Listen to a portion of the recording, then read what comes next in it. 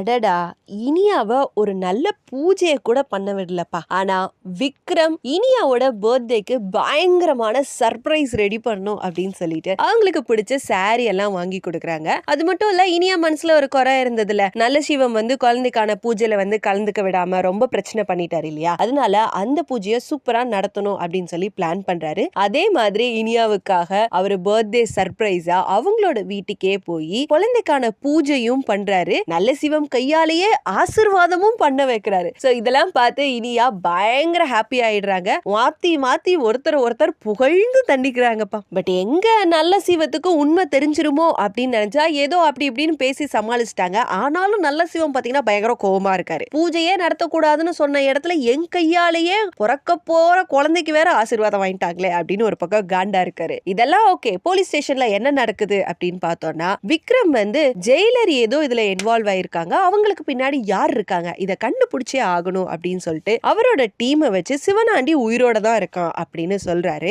அதை நம்பி ஜெயிலரும் மாயாவுக்கு கால் பண்ண அதை ட்ரேஸ் பண்ணி ஒரு வழியா இந்த கேஸ முடிவுக்கு கொண்டு வந்துடலாம் அப்படின்னு நினைக்கிறாங்க. அதே மாதிரி பாத்தீங்கன்னா ஹாஸ்பிட்டல்ல சிவனாண்டி மாதிரியே விக்ரம் பேஷண்டா போய் படுத்துக்கிறாரு. மாயாவும் டாக்டர் மாதிரி வேஷம் போட்டு வர்றாங்க.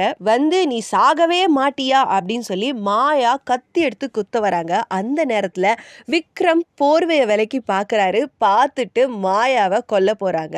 விக்ரம் இனியா கிட்ட சிவனாண்டியோட கேஸ்ல அவன் இல்ல, அவ தான் சிக்கி இருக்கா, அதுவும் ஷூட் பண்ணி தான் பிடிக்க வேண்டியதா போச்சு அப்படின்னு ரொம்ப ஷாக்கிங்கா சொல்றாங்க. இந்த பக்கம் யாழினி இனியாவுக்காக பிரெக்னெண்டா இருக்கிறவங்க எல்லாம் கீரை சாப்பிடணும் அப்படின்னு சொல்றாங்க. அமுதா டவுட்டா உனக்காக நீயே சமைச்சுக்கிறியா அப்படின்னு கேக்குறாங்க.